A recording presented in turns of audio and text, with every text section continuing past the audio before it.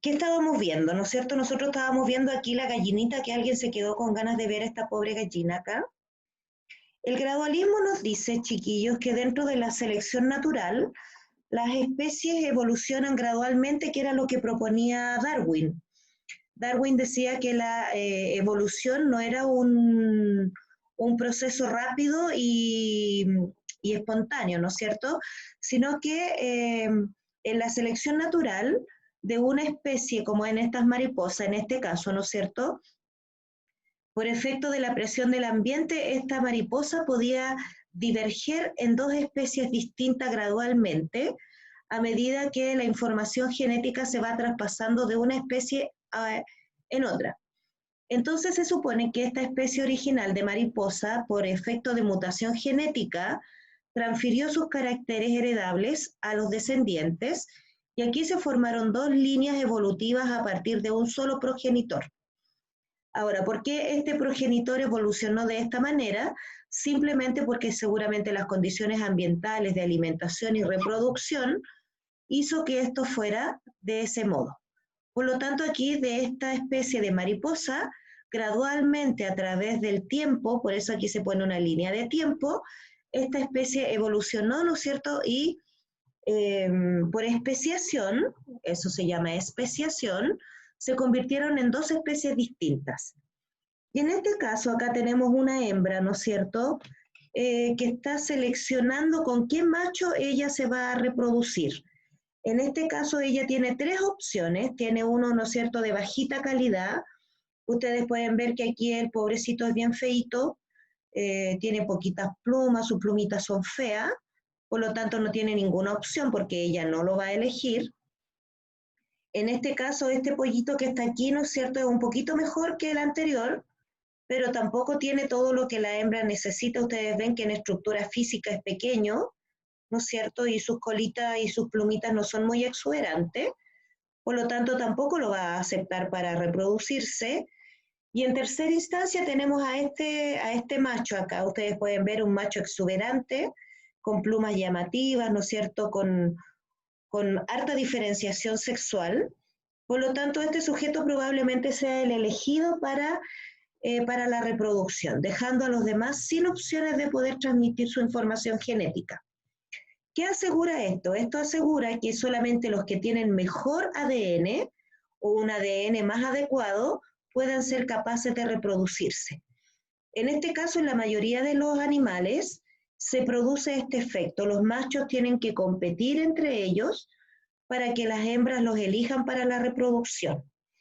Y de hecho hay algunas especies como los felinos, por ejemplo, en general, los que viven en familia, que habitualmente las hembras viven en comunidad y los que llegan a esas comunidades de hembras son los machos, ¿ya? Y los machos cuando logran eliminar al macho anterior, al macho primitivo, habitualmente toman a los hijos de las hembras y los matan a todos. ¿Para qué? Para asegurarse que solamente su ADN sea el que continúe en la línea de creación o de procreación de individuos. Y acá en la foto de acá arriba ustedes pueden ver un macho altamente diferenciado, ¿no es cierto? Y muy llamativo, para las hembras que habitualmente no son de colores tan llamativos porque ellas no tienen que convencer a nadie para la reproducción. En este caso es el macho el que tiene que competir, no la hembra. La hembra elige, el macho sufre, pelea, etcétera, etcétera, para poder ser aceptado por una hembra. ¿Ya? Entonces, aquí nos da también un poco de la selección, ¿no es cierto? La selección natural permite que la especiación vaya dando origen a distintas especies dentro de una misma rama partiendo de un ancestro común. Entonces, en el pasado teníamos un ancestro común, ¿no es cierto?, que dio origen al grupo de los cánidos, o sea, todos los que son caninos, de los félidos, los faninos, perdón, los felinos, y, ¿no es cierto?, todo lo que es el grupo de los osos y parientes de las hienas. Las hienas no son parientes de los caninos por si acaso, son grupos aparte. Las hienas son más parientes de los osos que de los perros.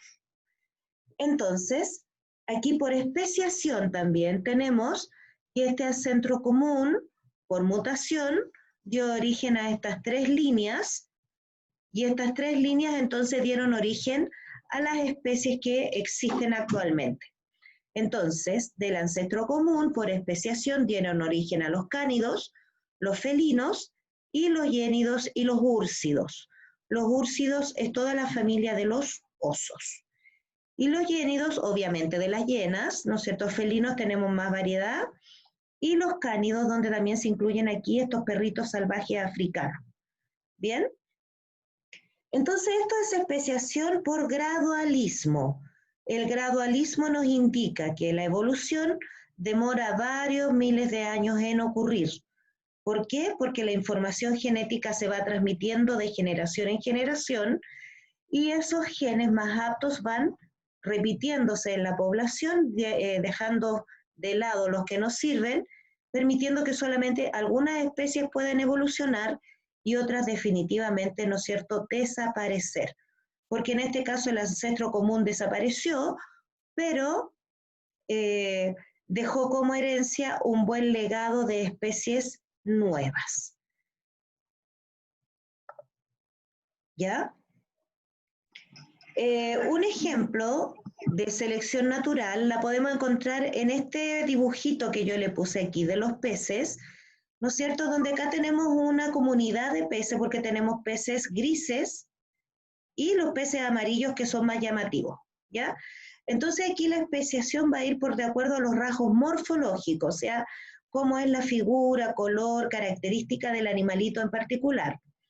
Y el comportamiento que tiene esta especie dentro de su hábitat. Cuando esta especie tiene una conducta muy llamativa, puede ser complicado para esa especie. Ahora, aquí también influye el azar, ¿no es cierto? La especie va a evolucionar por un efecto de la suerte que tiene para poder seguir sobreviviendo. Y acá, ¿no es cierto?, tenemos... Chupichu, se me fue.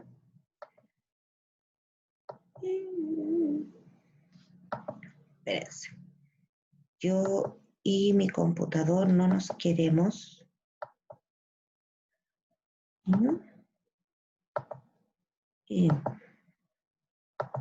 Ya, esto era lo que estábamos viendo. Entonces, como les decía, el azar también tiene un juego importante en la evolución. O sea, hay algunas especies, si lo queremos poner en esas palabras, que tienen más suerte que otras. Entonces, aquí tenemos la misma población de peces. Ustedes pueden ver, ¿no es cierto?, la presión de selección y la reproducción diferencial, ¿ya? Algunas especies se reproducen más que otras porque su ciclo reproductivo es más corto y eso también es un factor heredable. Hay especies que pueden reproducirse como una bacteria, por ejemplo, cada 20 minutos, y otras especies como el elefante, por ejemplo, que se demora 2 años en dar origen a una cría. Y eso también es una limitación para las especies puedan sobrevivir. ¿Y qué otra tenemos? Aquí tenemos la presión de selección. Por ejemplo, aquí en este caso tenemos un predador ahí, un pez mayor que se come al pez más pequeño. Y obviamente en este sentido los peces amarillos van a estar en más desventaja que los peces grises.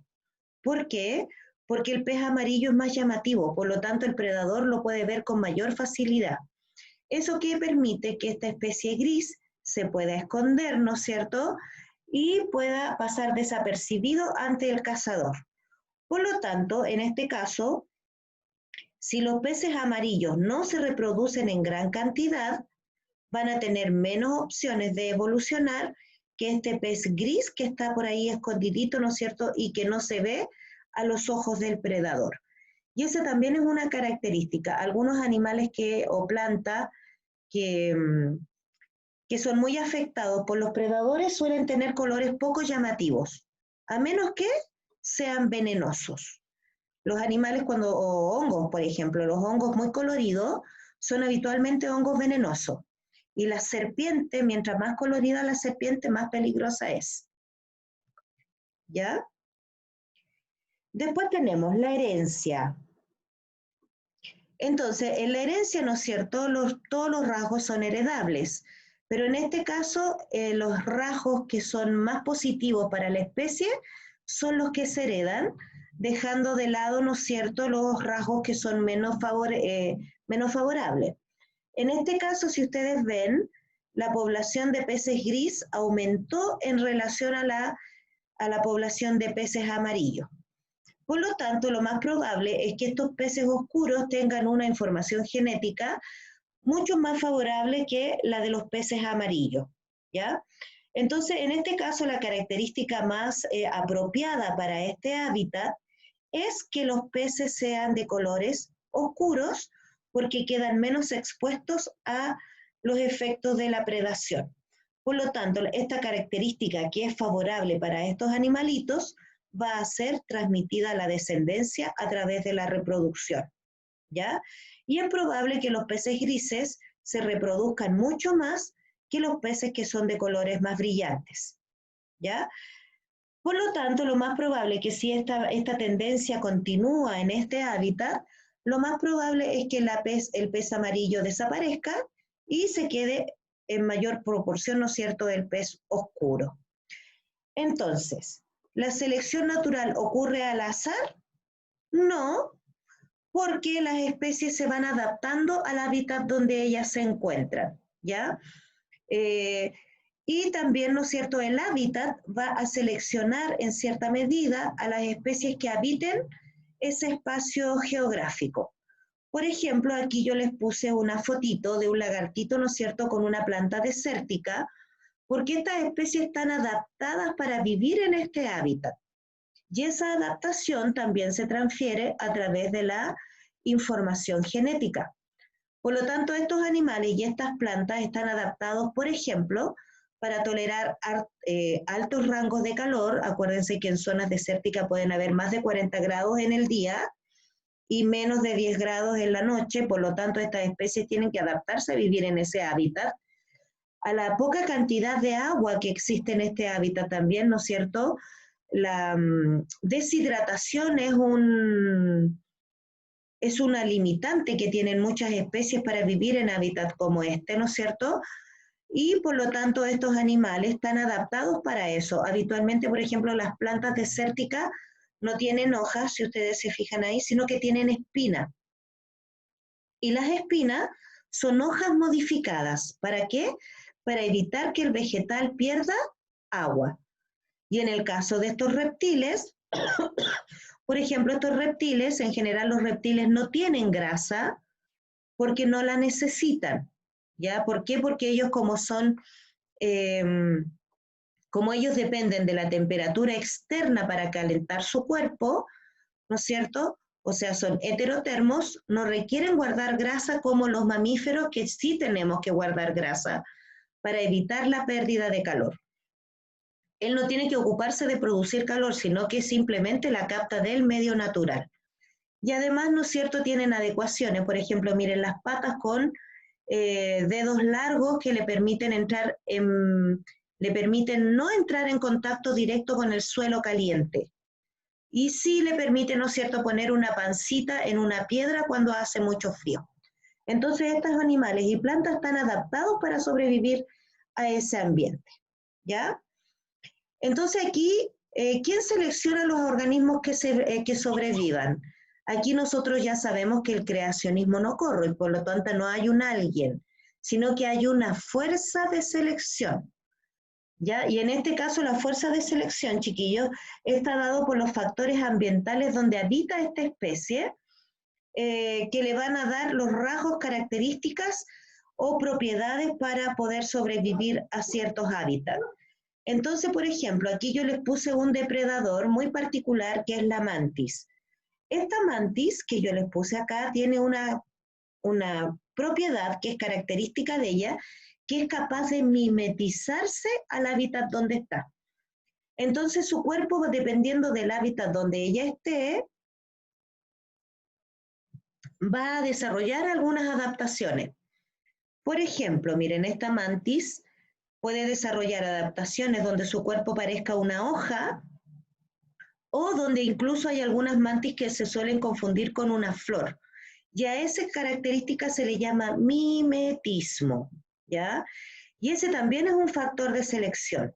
Hay animales que suelen eh, tomar, por ejemplo, los colores del árbol donde habitan o del suelo donde se encuentran, o, por ejemplo, mimetizarse entre medio de las ramas de los árboles, por los colores del pelaje o por las formas de comportarse. Y acá, ¿no es cierto? ¿Solo los individuos más fuertes son exitosos? Sí, porque son los que logran, ¿no es cierto?, poder reproducirse. El éxito de un animal o de una planta está en la posibilidad de poder dejar descendientes. Por lo tanto, la selección natural, chiquillos, como vimos en el caso de las gallinitas recién, no todos se van a reproducir.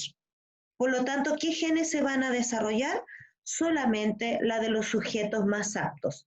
Y aquí, ¿no es cierto?, yo les puse una fotografía un tanto violenta, pero en este caso, por ejemplo, los predadores, si no están adaptados para poder actuar como predadores, no van a poder alimentarse y en este caso, ¿no es cierto?, la presa puede matar al predador.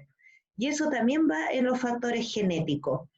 Los animales predadores tienen que tener la fuerza y la potencia para poder cazar y la presa tiene también que tener la fuerza y la potencia para poder defenderse, ¿ya? Porque en este caso, si la presa no se defiende, obviamente los predadores se lo van a comer y como especie puede desaparecer. Por lo tanto, el éxito está dado por los caracteres más fuertes que sean hereditarios.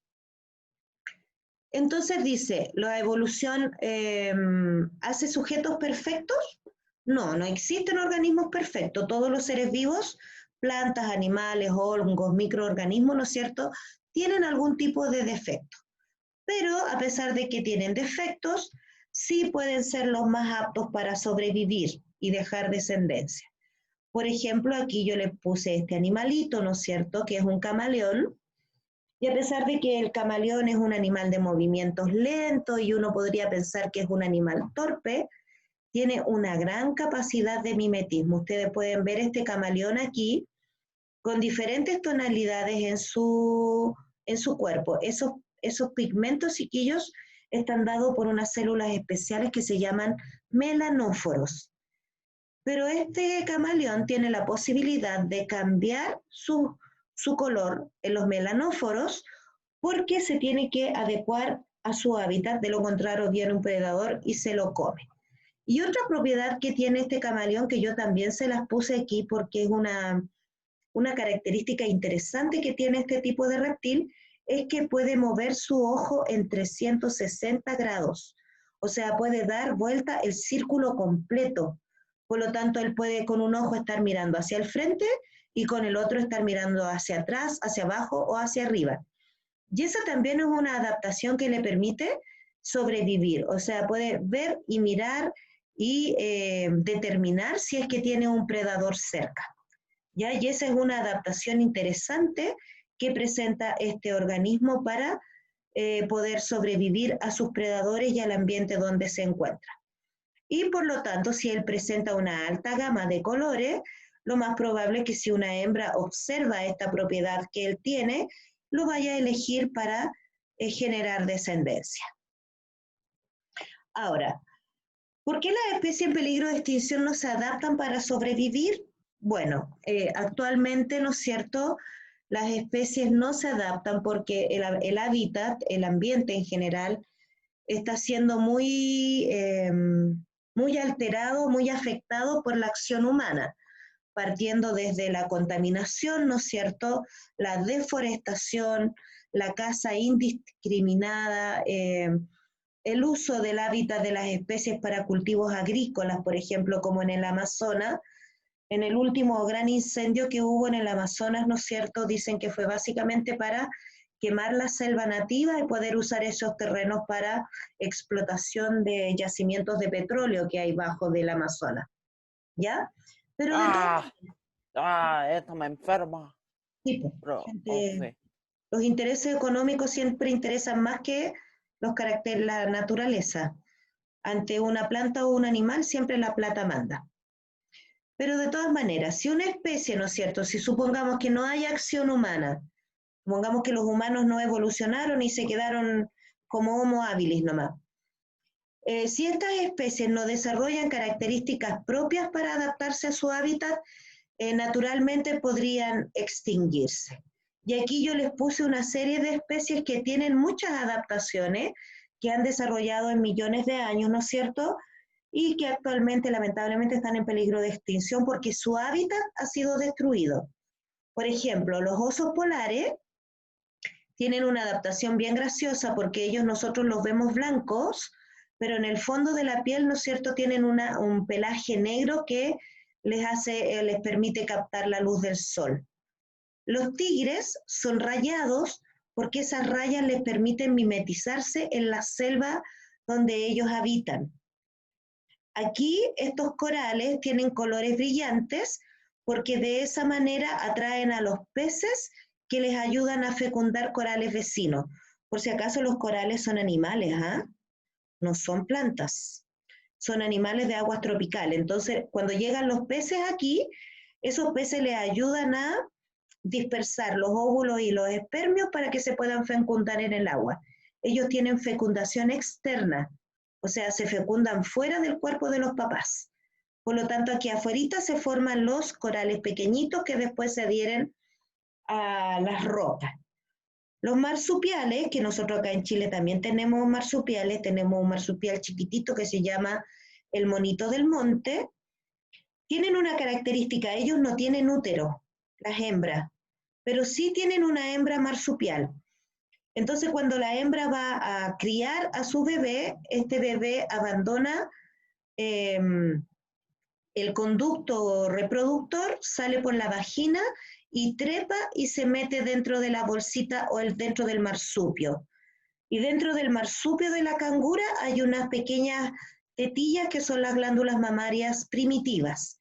Entonces viene ese embrión, se adhiere a esa tetilla y crece dentro de la bolsa marsupial. Entonces la bolsa marsupial vendría a reemplazar o vendría a ser el precursor, más que reemplazar, el precursor del útero, ¿ya? En los mamíferos superiores.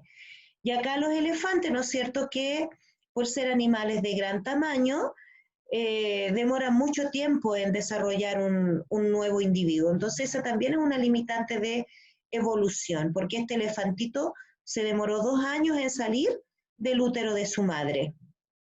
Las gaviotas son predadoras, pero también son presas. Entonces una gaviota tiene que tener la capacidad, por ejemplo, de poder sumergirse en el agua, que esa es una adaptación, son aerodinámicas, ¿no es cierto? Puede sumergirse en el agua, capturar un pez y salir rápidamente. Su característica principal es la velocidad. Y además son carroñeras, o sea, pueden alimentarse de desechos de aves, de reptiles que hayan por ahí o de otros peces. Este póngido, que es un orangután, es un póngido bien especial porque tiene este sujeto tiene un coeficiente intelectual, dicen los que han estudiado a los orangutanes, de un niño de 10 años, ¿ya? Y eso también le permite manipular su ecosistema. Por ejemplo, los orangutanes son capaces de construir pequeñas viviendas en la rama de los árboles o incluso, ¿no es cierto?, construir un área de dormitorios para poder dormir y criar a sus bebés. Y también, ¿no es cierto?, tienen capacidad de almacenar y usar herramientas, que esas fueron las primeras características que tuvieron los primeros homínidos que dieron por evolución especie al hombre. Las tortugas son reptiles primitivos, ya parientes del cocodrilo. Son una de las especies de reptiles más antiguas que existen y tienen una adaptación muy importante que ellas pueden tolerar largo tiempo bajo el agua sin necesidad de salir a respirar. Entonces tienen una resistencia respiratoria muy alta y eso también les permite poder sobrevivir fuera de la tierra. Hay muchas tortugas que la única vez que están en tierra es cuando nacen y cuando salen a reproducirse. Después tenemos a nuestras aves modificadas, que son los pingüinos, que también tienen adaptaciones, ¿no es cierto? Estos animales son absolutamente aerodinámicos, chiquillos, y pueden alcanzar altas velocidades de natación. Y eso les permite dos cosas. Uno, capturar peces y dos, arrancarse de su predador que está aquí al lado, que es un lobo marino. Y el lobo marino también es un sujeto que evolutivamente ha sido exitoso porque ha pasado de ser predador a ser carroñero, ¿ya? Entonces, dentro de esta especie que yo les puse aquí, donde la mayoría está en peligro de extinción, evolutivamente han sido exitosas porque han sido capaces de desarrollar distintas adaptaciones que le han permitido sobrevivir en el tiempo, hasta que el humano afectó su hábitat. Y acá tenemos esta actividad que viene en esta parte, dice, aplicando la teoría de Darwin y Wallace, contesta y desarrolla la siguiente pregunta. ¿Por qué la introducción de nuevas especies en un ecosistema, como la avispa chaqueta amarilla, puede ser perjudicial para las especies nativas? ¿Ya? Entonces, en este caso yo les voy a compartir también acá. Esta es la actividad, chiquillos, que van a desarrollar, los que no la han visto. Yo la subí al blog y también la subí al WhatsApp de biología.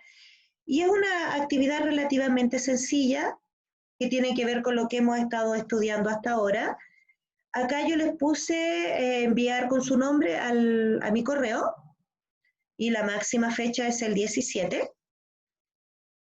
Pero la vamos a correr hasta el 21, ¿ya? Porque como no tuvimos clase el lunes, no han tenido tiempo para hacerla los que no lo han visto. Entonces, ¿de qué se trata? Pónganlo de nuevo en la diapositiva, por favor. Ya, espérame un poquito, les voy a Con mi explicar. cámara apuntando. Porque aquí también está Baltasar. También está aquí, mira. Ahí está, ¿viste? Entonces les voy a explicar de qué se trata, Está bien. ¿ya? Está bien. Y yo le puse una fotografía con una fotografía de una mariposa, valga la redundancia. Entonces ustedes me tienen que explicar por qué se observa ese fenotipo. O sea, por qué se observa ese fenotipo es por qué se ven así esas mariposas, ¿ya? Y hay que explicarlo desde el punto de vista evolutivo. O sea, ¿por qué estas mariposas tienen ese fenotipo y no tienen otro? Explicarlo evolutivamente. Y ahí tienen que buscar por qué, dónde vive, ¿no es cierto?, qué características tiene, qué es lo que hace, cómo se alimenta y todas esas características en particular. Después, en el segundo ejercicio, tenemos una reflexión. Y acá hay que reflexionar tomando en cuenta la materia que vimos en el primer semestre. Perdón, pero me duele la garganta. Y acá, ¿no es cierto?, hay que reflexionar. ¿Cómo ha llevado la evolución a que este insecto parezca una hoja? Y ahí tienen que aplicar los dos contenidos, según la teoría de Lamarck. ¿Se acuerdan que estudiamos a Lamarck el primer semestre? ¿No es cierto? Buscar la teoría de Lamarck, que era lo que decía Lamarck en su teoría, ¿no es cierto? Y aplicarlo a ese insecto, o según lo que dice Darwin en relación a ese insecto. Y acá tenemos dos. Tenemos este insecto que está acá, y tenemos este otro insecto que está acá, ¿no es cierto? En el caso de esta oruga que aparece una rama, y en el caso de este insecto que es un escarabajo que tiene apariencia de una hoja. Entonces ustedes investigan de acuerdo a Lamarck y de acuerdo a Darwin y me fundamentan porque es una reflexión. No es un seleccionar, cortar y pegar, sino que es una reflexión. Ustedes buscan la información y me indican, de acuerdo a su información, qué es lo que pudieron reflexionar referente a este modelo de evolución. Y acá, ¿no es cierto?, aplicando ahora la teoría de Darwin y Wallace, ¿no es cierto?, ¿qué pasa cuando se introducen especies nuevas en un hábitat? Cosa que ha ocurrido desde el proceso de colonización por parte de los vikingos, europeos, hunos, etc. Por ejemplo, nosotros tenemos la mayoría de la fauna que nosotros conocemos es especie introducida. por ejemplo, los caballos, las vacas, las ovejas, las cabras, los cerdos, los jabalíes, por ejemplo, la rosa mosqueta, por ejemplo, el pino, por ejemplo, esta cosa que da olor, eucaliptus, las rosas que nosotros encontramos habitualmente en nuestro hábitat y son parte del paisaje habitual, los perros, los gatos, los hurones, todos esos animales que nosotros de repente vemos en el condición natural o habitualmente, son todas especies introducidas, ¿ya? Y esas especies introducidas también pueden ser especies invasoras. Acuérdense cuando hablábamos de eso en primero medio. Una especie invasora es aquella especie, ¿no es cierto?, que ha sido introducida por el hombre, pero que al llegar a este nuevo hábitat, ocupa el hábitat de especies nativas o endémicas del país y ocupa ese espacio, arrinconando a las especies nativas hacia lugares más lejanos. Por ejemplo, el ejemplo típico que tenemos en este tiempo de pandemia es el efecto que ha tenido en los pumas, ¿ya? Los pumas se han encontrado con que sus lugares de caza antiguos ahora han sido ocupados por poblaciones humanas, donde han desarrollado condominios, ¿no es cierto? Por ejemplo, en Chicureo se ha construido toda una zona que era nativa, natural, y ahora hay casa, y acá también, ¿no es cierto?, en los cerros altos de Las Condes, y todo eso eran lugares de cacería del puma. Y ahora como la gente ha estado más encerrada, el animalito ha tratado de recuperar su hábitat primitivo, con los perjuicios que ha tenido para ellos eso. Entonces, hay que verlo desde esa perspectiva, chiquillos. ¿Cómo afecta esta abeja que fue introducida, ¿no es cierto?, con fines, se suponía que esta abeja iba a matar a las larvas y otras cosas que afectaban los campos agrícolas, y resulta que se les escapó de las manos y esta abeja, ¿no es cierto?, modificada, porque es un animal, este es un animal transgénico, ¿ven? Hablando de transgenia. Este es un animal transgénico que nosotros hemos tenido contacto con él, porque esta es la mezcla entre avispa, una avispa africana, y la abeja nativa. Entonces ellos pensaban que esta avispa, que es carnívora en un 100%, iba a tener menos efectos dañinos al ponerle genes de abeja, donde la abeja es un animalito, ¿no es cierto?, pasivo y polinizador.